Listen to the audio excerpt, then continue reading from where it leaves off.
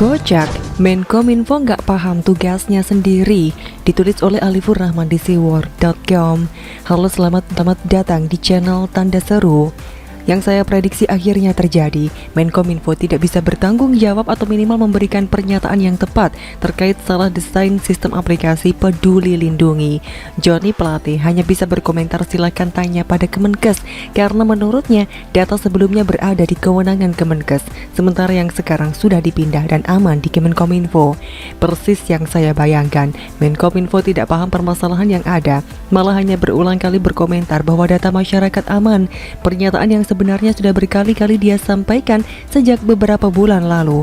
Masalah dari aplikasi Peduli Lindungi adalah kesalahan desain sistem. Semua orang bisa saling akses kartu vaksin untuk semua warga Indonesia.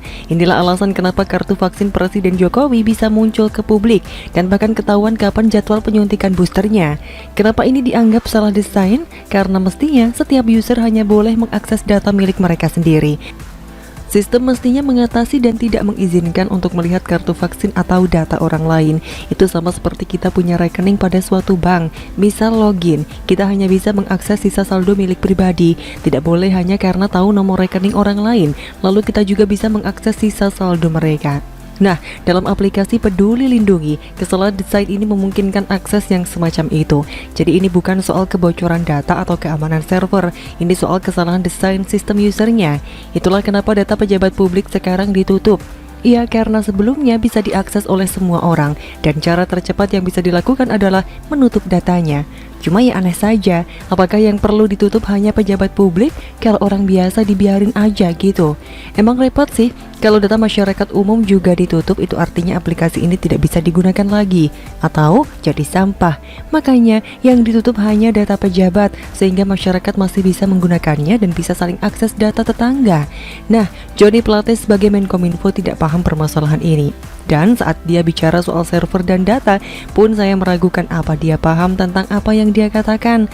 Kalau berdalih ini berada di bawah kewenangan Kemenkes, atau malah ada alasan detail bahwa aplikasi Peduli Lindungi ini dibuat oleh anak perusahaan BUMN dan sebagainya. Bahkan ada pula yang menyalahkan Kementerian BUMN secara umum. Secara aturan dan kewenangan sudah jelas ada di Kemenkominfo.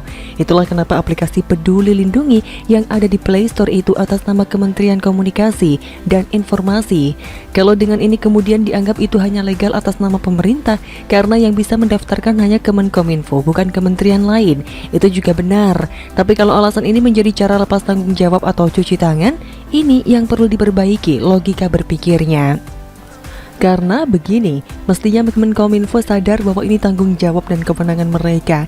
Kalau toh pada kenyataannya aplikasi tersebut dibuat oleh Kementerian BUMN, itu sifatnya membantu meringankan tugas atau berkolaborasi. Tapi soal tanggung jawab tetap saja itu berada pada Kemenkominfo dan menterinya, ya Joni Plate. Maka lucu kalau sekarang tiba-tiba Joni Plate bilang suruh tanya Kemenkes, padahal sebelumnya dia mempromosikan aplikasi ini pada masyarakat. Ibaratnya, udahlah dibantuin tapi nggak tahu terima kasih, masih juga nyala-nyalain orang lain, lempar tanggung jawab. Menteri Komunikasi dan Informasi mestinya paham soal komunikasi dan informasi. Nah, ini udahlah tugasnya dikerjain orang lain, gak bisa komunikasi yang benar pula. Saya tahu menghadap menteri di Indonesia mau mundur itu hampir sulit, karena jabatan menteri cukup prestisius, gaji cukup dan tunjangan banyak, jadi tidak ada alasan untuk mundur.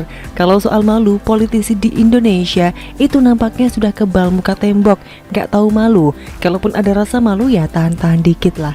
Sampai di sini saya kasihan sama Presiden Jokowi, punya menteri tapi sikapnya kayak Joni Plate. Tapi yang namanya menteri, dia pasti punya faktor penting yang membuatnya bertahan sampai sekarang. Ya, meski sering malu-maluin, yang penting bertahan. Begitulah kura-kura. Bagaimana menurut Anda?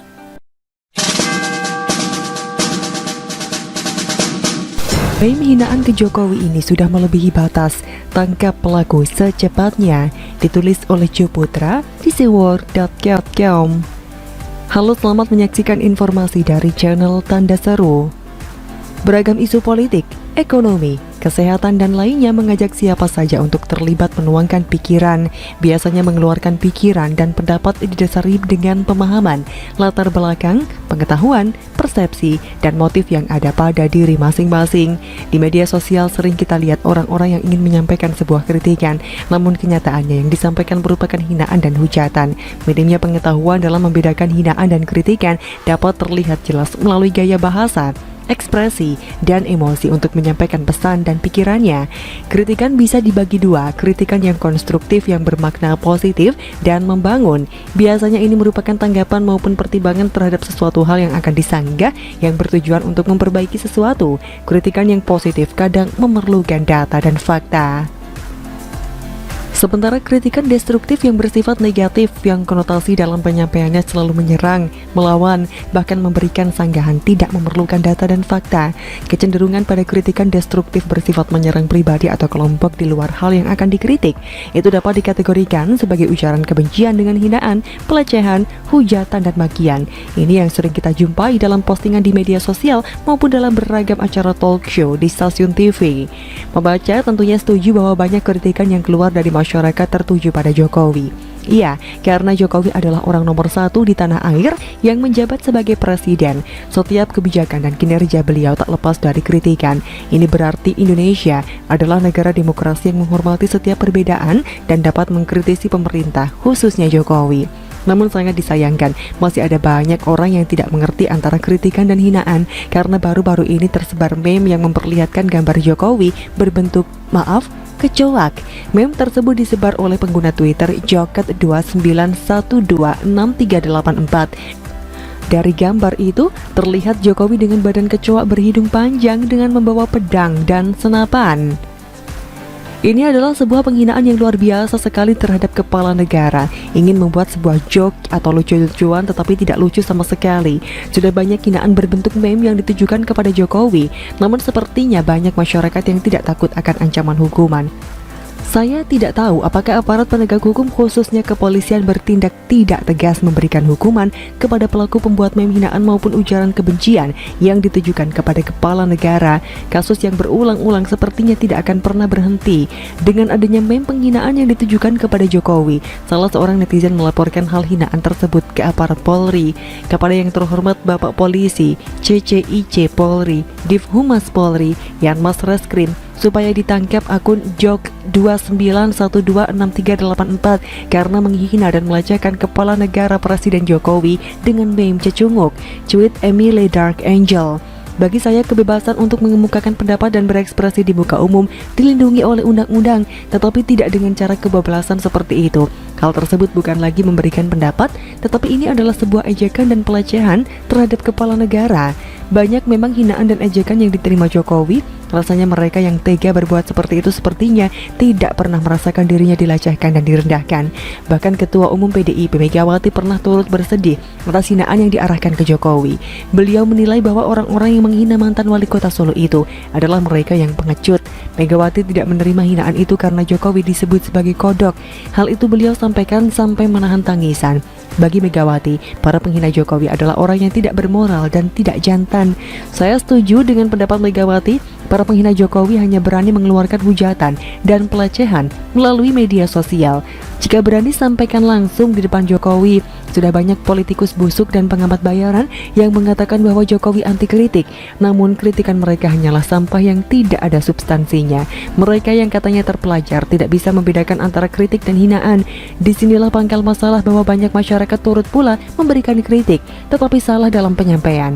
Sepatutnya, dalam berkomunikasi baik di dunia nyata maupun dunia maya, kita harus mengontrol perilaku dan ucapan agar tidak terjebak dalam suatu keadaan di mana kita dengan sengaja atau tidak sengaja membuat penghinaan. Terlebih lagi ketika kita melihat berbagai ungkapan pikiran di media sosial yang sulit bagi kita untuk membedakan suatu kritikan maupun hinaan. Kita harus jeli melihat apakah ungkapan pikiran tersebut merupakan ujaran kebencian atau hate speech atau memang murni kritikan. Namun kita bisa menilai apabila seseorang mengeluarkan pendapatnya dapat dilihat dari jejak digitalnya. Jika orang tersebut sering memberikan kritikan dengan meme, tulisan, maupun dalam bentuk video disertai dengan ujaran kebencian, berarti setiap tulisan dan ucapan mengarah kepada penghinaan, bukan sebuah kritikan. Jadi kesimpulannya, berilah kritikan yang sehat dan membangun. Kalau perlu adu argumen dengan data dan fakta. Memberikan kritikan dengan hinaan disertai ujaran kebencian sama saja dengan orang yang pengecut. Tidak bisa mengkritik hanya nyinyiran dan sindiran yang anfaedah. Semoga kepolisian segera menangkap pelaku yang telah membuat meme atas hinaan terhadap Jokowi secepatnya. Dan jangan memasang wajah memelas dan minta dikasihani apabila sudah terciduk. Demikian kira-kira kata kura-kura. Bagaimana menurut Anda?